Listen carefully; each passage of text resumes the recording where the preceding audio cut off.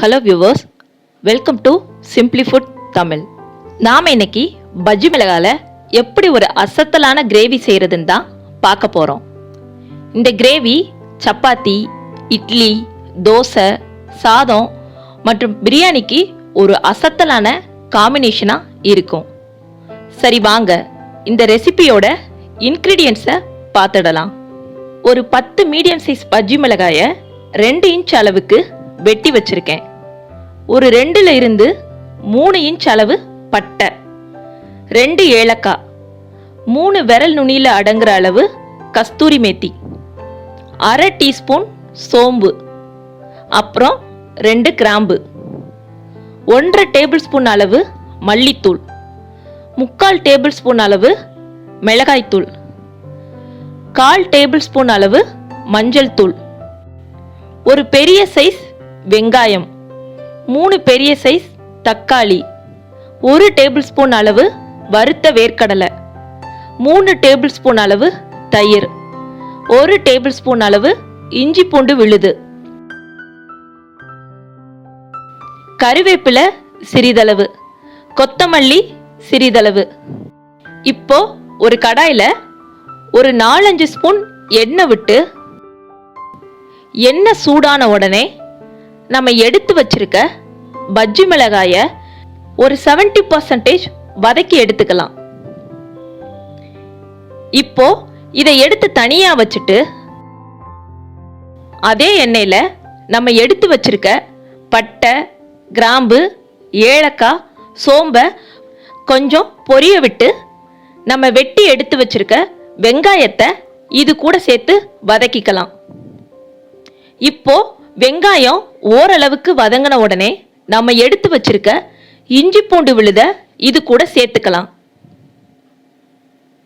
இஞ்சி பூண்டு விழுத பச்சை வாசனை போற அளவுக்கு நல்லா வதக்கி விட்டு,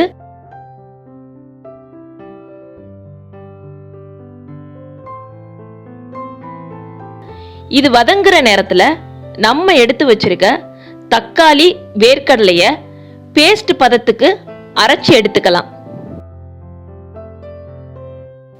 இப்போ நம்ம அரைச்ச இந்த பேஸ்ட்டை இது கூட சேர்த்து நல்லா ஒரு 2 இருந்து 3 நிமிஷம் எண்ணெயிலேயே வதக்கிக்கலாம்.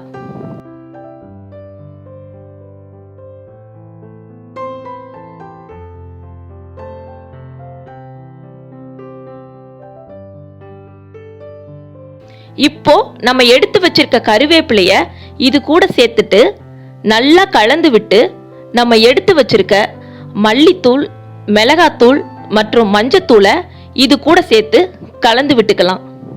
இந்த மசாலாவை ஒரு 2 இருந்து 3 நிமிஷம் நல்லா பச்சை வாசனை போற அளவுக்கு வேக விட்டு, நம்ம கிரேவிக்கு தேவையான ஒரு 1.5 கிளாஸ் அளவு தண்ணி சேர்த்துக்கலாம். இப்போ நல்லா கலந்து விட்டு தேவையான அளவு உப்பு சேர்த்துட்டு மூடி போட்டு ஒரு 10 நிமிஷம் நல்லா கொதிக்க விடுவோம்.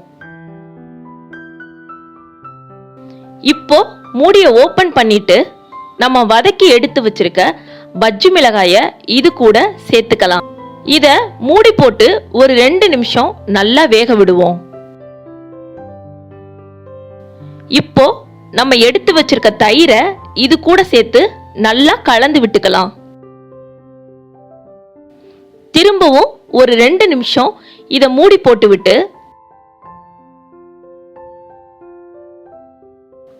இப்போ நம்ம எடுத்து வச்சிருக்க கஸ்தூரி மேத்திய இது கூட சேர்த்துக்கலாம். இத நல்லா கலந்து விட்டு அடுப்பை ஆஃப் பண்ணிட்டு, நம்ம எடுத்து வச்சிருக்க கொத்தமல்லியை சேர்த்து சர்வ் பண்ண ஆரம்பிச்சிடலாம்.